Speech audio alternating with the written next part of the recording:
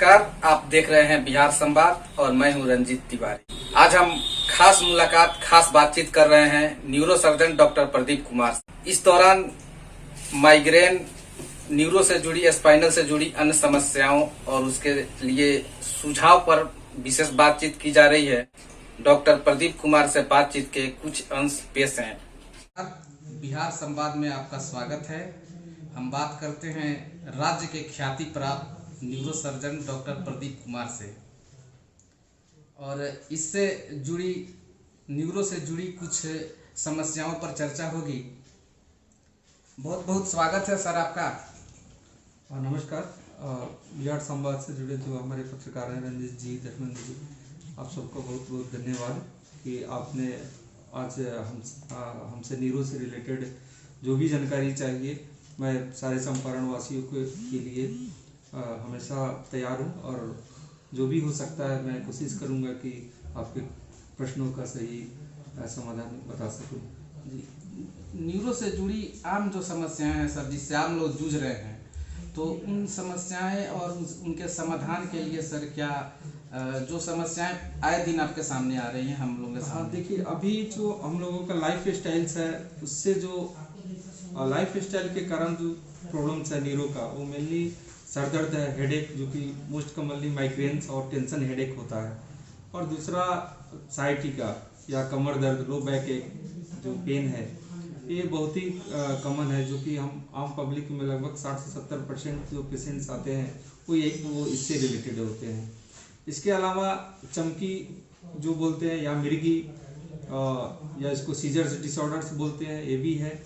हमारे यहाँ कॉमनली जो है रोड ट्रैफिक एक्सीडेंट है, उसके कारण होने वाले प्रॉब्लम जैसे कि हेड इंजरी या स्पाइनल कॉर्ड का इंजरी, जिसके कारण पैरालिसिस होना या कोमा में चले जाना, ये भी काफ़ी कॉमन समस्या है। जी, इसके रोकथाम के लिए प्राथमिक क्या ऐसी व्यवस्था की जाए कि इसमें कुछ कमी आए, और किन परिस्थितियों में इसमें थोड़ी कमी लाई जा सकती है? अवेयरनेस जो है बहुत ही जरूरी है। हम अगर लोग शिक्षित होंगे और अधिक से अधिक अवेयर होंगे कि कब क्या करना चाहिए और क्या नहीं करना चाहिए, तो हम समझते हैं कि बहुत सारे प्रॉब्लम्स को कम किया जा सकता है। और बहुत ही ज़्यादा टेंशन लेकर काम करने से परेशानियां दिन पर दिन बढ़ती जा रही है, महत्वाकांक्षा बहुत ज़्यादा है और उसके लिए कोशिश कम है। इसके कारण भी लोग चिंतित हो रहे हैं। जल्दी से जल्दी लोग जो है चाहते हैं कि हमारे सारे समस्या का समाधान हो जाए, और वो भी एक परेशानी के कारण है। तो माइग्रेन और हेडेक जो है, टेंशन हेडेक जो है, इसके कॉमन कारण है, और इसके रोकथाम के लिए ज़रूरी है कि हमारा दिनचर्या जो हो नियमित हो, समय से सोए, समय से खाना खाएं, और प्रतिदिन जितना हो सके एक्सरसाइज करें, योगा का भी अभ्यास करें। इससे काफ़ी फायदेमंद होता है हेडेक में। लो बैक एक की जहाँ तक बात है, उसके लिए है कि पोस्चर, अगर आप लंबे समय तक लगातार बैठ रहे हैं, या लंबे समय तक खड़ा हो रहे हैं, या आप बहुत झुककर काम करते हैं, बहुत झुककर आप भारी से भारी सामानों को उठाते हैं, तो काफ़ी परेशानी होती है।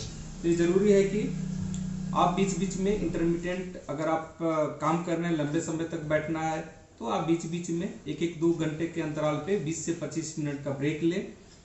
साथ ही साथ एक्सरसाइज करें, जिसमें कि बैक मसल स्ट्रेंथनिंग एक्सरसाइज होते हैं, जो कि एक प्राणायाम जो है, अगर प्राणायाम का अभ्यास सब लोग करें तो हम समझते हैं कि शरीर का कंप्लीट एक्सरसाइज हो जाता है, और वो हमारे बैक एक में भी काफ़ी फायदेमंद है। इसके अलावा रोड ट्रैफिक एक्सीडेंट जो है, उसके भी होने के बहुत सारे कारण हैं, और एक्सीडेंट से बचने के लिए ज़रूरी है कि सेफली ड्राइव किया जाए। कोई ड्रिंक एंड ड्राइव दोनों एक साथ ना हो। जो भी ट्रैफिक रूल्स है उसका पालन किया जाए। ओवर स्पीडिंग नहीं हो। अगर कोई सेवन करता है अल्कोहल का या किसी भी वैसे पदार्थ का जो नशीला होता है, उसका उपयोग करने के बाद तुरंत ड्राइव ना करें। कोशिश करें कि धीरे धीरे वो समाप्त हो जाए, और जो जिस चीज़ की भी अगर गलत संगति का आदत लग गया है, तो उसको धीरे धीरे कम करके समाप्त किया जा सकता है।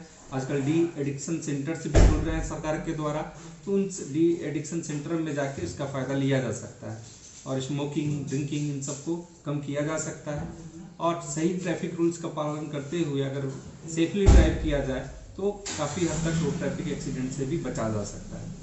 अगर एक्सीडेंट हो जाता है तो सही समय पे अस्पताल में पहुंचना चाहिए और उचित उसका इलाज सही टाइम पे स्टार्ट कर दिया जाए तो 70 से 80% डेथ को रोड ट्रैफिक के एक्सीडेंट से जो होता है उसको बचाया जा सकता है, कम किया जा सकता है। माइग्रेन से जुड़ी जो समस्याएं हैं, आजकल तो माइग्रेन से जुड़ी समस्याएं बहुत ज़्यादा आ रही हैं, तो ऐसे में माइग्रेन से जुड़ी जो जितनी समस्याएं आ रही हैं उसमें कितने प्रतिशत लोग सर ठीक हो जा रहे हैं?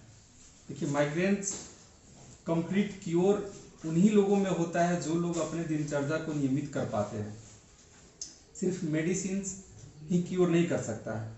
सबसे पहले लाइफ स्टाइल को, जो मैंने पहले भी बताया था, अपने दिनचर्या को, लाइफ स्टाइल को मॉडिफाई करना होगा, तभी जाके माइग्रेन को कंप्लीट क्योर किया जा सकता है। अदरवाइज जब तक ट्रिगरिंग, माइग्रेन्स में ट्रिगरिंग फैक्टर्स भी होते हैं। बहुत सारे लोगों को ये पता ही नहीं रहता है कि हमें क्यों दर्द हो रहा है। जैसे कुछ बच्चे ऐसे भी आते हैं जो बोलते हैं कि आइसक्रीम खाने के बाद हमें सीवियर हेडेक होता है, तो वैसे लोगों को आइसक्रीम को का अवॉइड करते हुए योगा, प्राणायाम इत्यादि करने से माइग्रेन पे सफलता पाया जा सकता है। और ऑलमोस्ट अभी तक जितने भी पेशेंट्स हमने देखा है माइग्रेन्स के, लगभग 80 to 90% जो है काफ़ी हद तक खुश हैं और क्योर्ड है। कई ऐसी सर्जरी आपके द्वारा की गई है न्यूरो से जुड़ी हुई, जो जिसके लिए लोगों को पहले दिल्ली या फिर कहीं अन्यत्र जगह जाना पड़ता था और वे लोग लाभान्वित हुए हैं।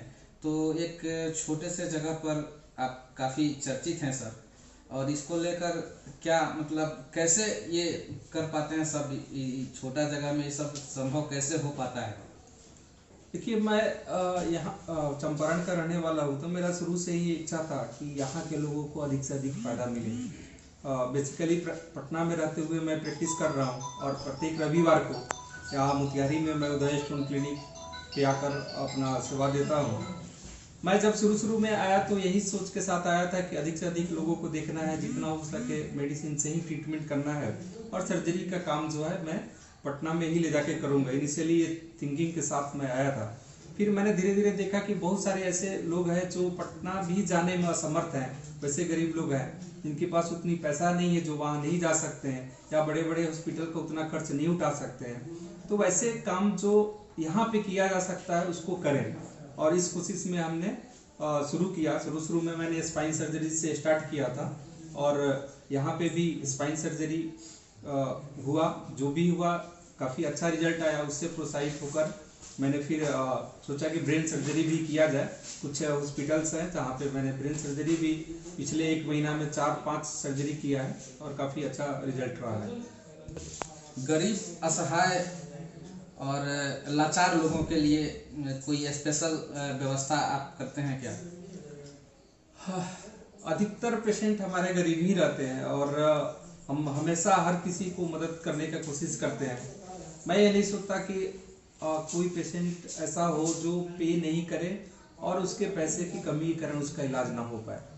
यद्यपि कि मेरा अपना कोई हॉस्पिटल नहीं है, फिर भी मैं सारे हॉस्पिटल जहाँ पे मैं काम करता हूँ उनसे रिक्वेस्ट करके जितना हो सकता है भरसक में कोशिश करता हूँ। और 2-3 ऐसे भी एग्जाम्पल्स हैं जहाँ पे पेशेंट्स के पास पैसा नहीं था, उसको हम लोगों ने अपने पॉकेट से भी दिया है।